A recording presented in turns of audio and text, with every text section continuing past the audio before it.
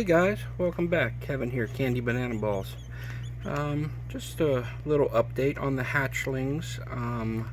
I attempted my first feed. Everybody shed.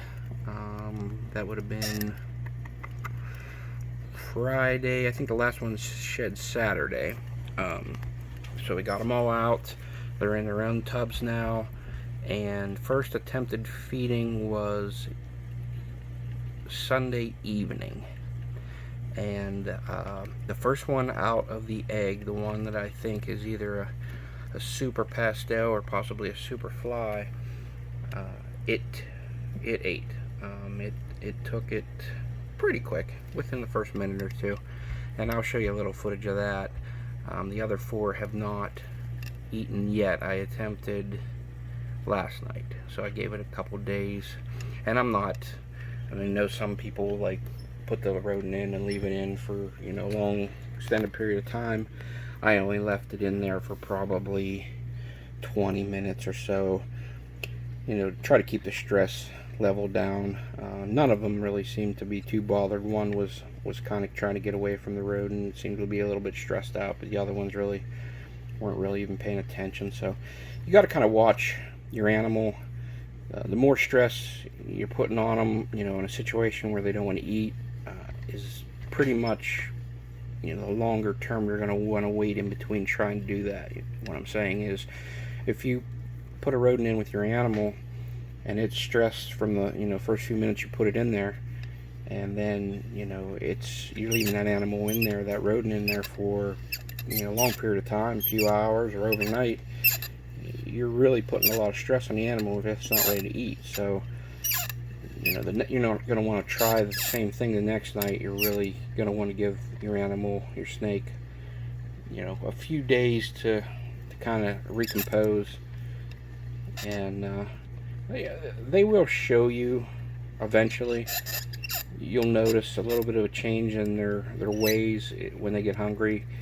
They're going to be more of a, I want to say, defensive posture, but you're just going to notice a little bit different way your snake's reacting when you look at it if you haven't fed it and it's hungry, and the hatchling. So when they come out of the egg, they absorb all that egg, so they're pretty healthy, I would say, without getting too crazy, for about a month.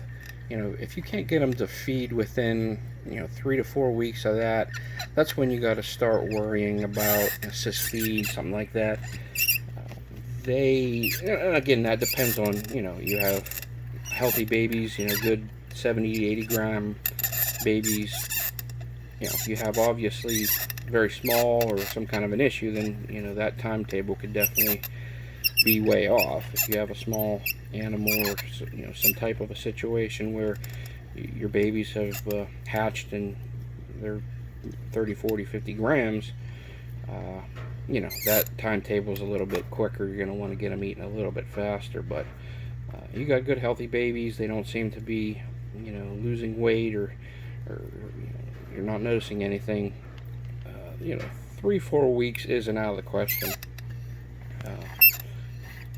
That's not something to get too alarmed about. They will not be hungry a little bit after they've absorbed that egg, and once they do, you know, their hunger will start, and typically you'll get a feeding response out of them. And if you don't, you know, that's when you get into the assist feed. But that's very stressful, and I definitely don't recommend it if you're just in the first couple weeks. You know what I mean? If it's been 2 weeks, don't be, you know, too worried that, oh my god, I got to assist feed right away.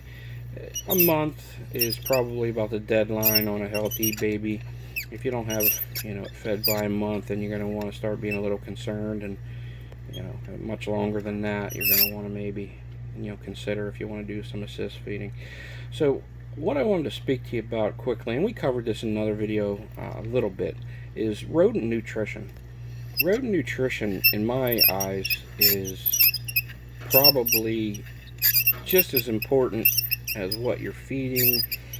You know, just as in humans, you are what you eat.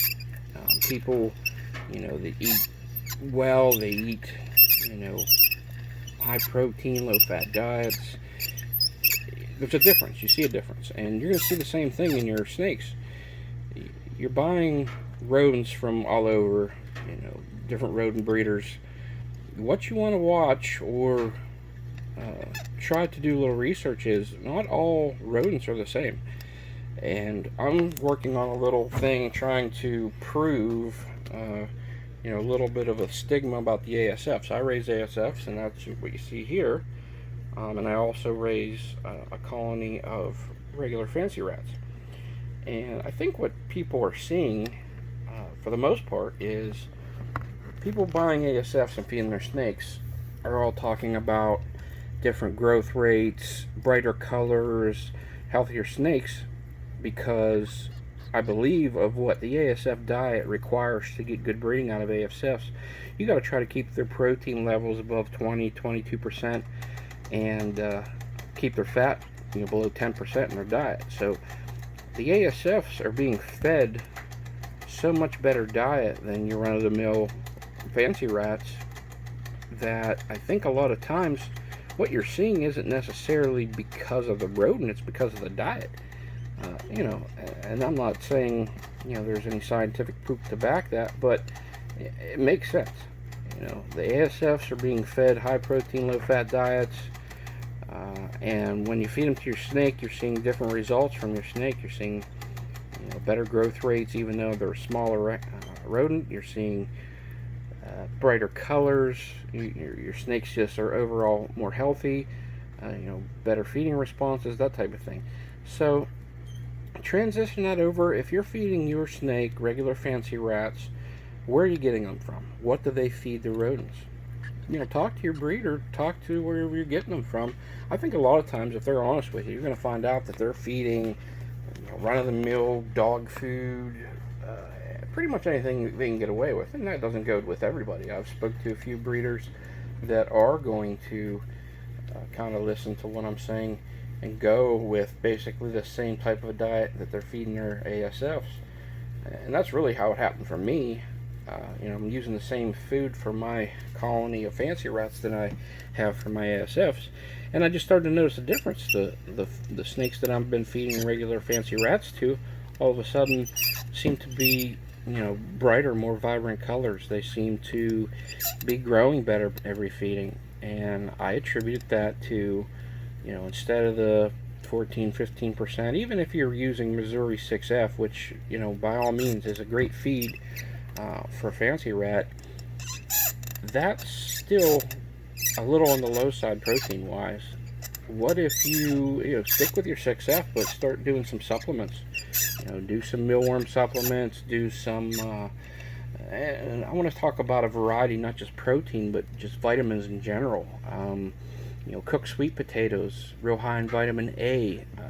When I was raising parrots, a big thing with the eclectus parrot that I had, the very vibrant colors, was getting a lot of vitamin A, and that helps with that color in the animal.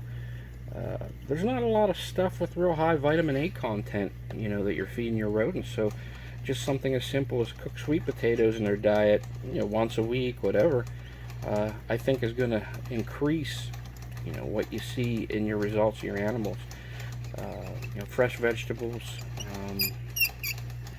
just a range of different foods that are rich in vitamins and minerals that typically these rodents aren't seeing are being passed to your snakes. I mean, look at different types of animals. There's always supplements you can give them, vitamins.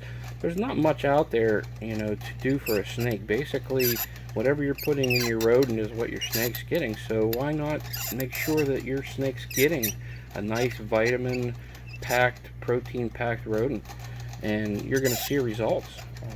You're going to see a difference, and it's a visible difference. I mean, just like as your animal sheds, and that first couple days after it sheds, you're just, wow, the colors are so vibrant.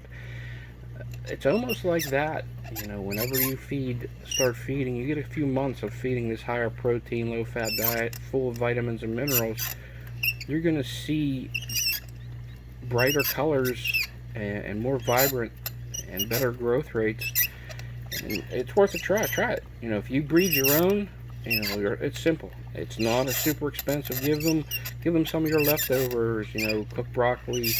You know, peas, carrots. Carrots a little bit. You know, keep on the low side of the carrots. They're more sugary. Green beans, things like that. You know, I'm not saying every day. Once, twice a week's great. Get yourself some sweet potatoes. Give them, you know, some cooked sweet potatoes once a week even. Mealworm supplements. You know, mealworms are a great source of protein. They also seem to like, I don't know, it kind of seems to satisfy, you know, if you're having issues with, say, like cannibalism in a lot of ASFs, you'll see that sometimes. It seems to satisfy that meat hunger, if that makes sense. You know, if you just get hungry for a hamburger or a steak, you know what I mean? It kind of satisfies that desire, you know, for their meat intake or protein intake. So give that a try. I think you'll be very impressed when you see the differences in your animals after a few months of feeding them higher protein, low fat rodents. And talk to your breeders. You know, maybe you can work something out. You know, it's going to be a little bit of a cost for them, so don't be afraid to say, you know, if you up your feed, do this, you know, I'll give you a few more dollars per rodent or whatever you have worked out with them. And in the long run, a few extra dollars is going to make you so much happier, seeing the difference in your snakes, seeing the difference in their health. It's a well spent few dollars. So thanks again. Please like and subscribe. Come along this journey. We're going to try another feeding on those hatchlings probably in the next day or two. So we will tape that. I'm going to show you the feed on the either Super Pastel or Superfly right after this. Like and subscribe, and thanks for watching. Alright guys, welcome back. Kevin here, Candy Banana Balls. Hey, just wanted to give an update. All the hatchlings have shed. So this is our first attempt at feeding, and I've got one that's taken so far. I just put it in there just a couple seconds ago, so we're off to a good start. We got one that was quick, and that is the first one that came out of the egg, so technically the oldest. That was the first to pip and the first to come out of the egg by about, say, about a day and a half or so compared to the others.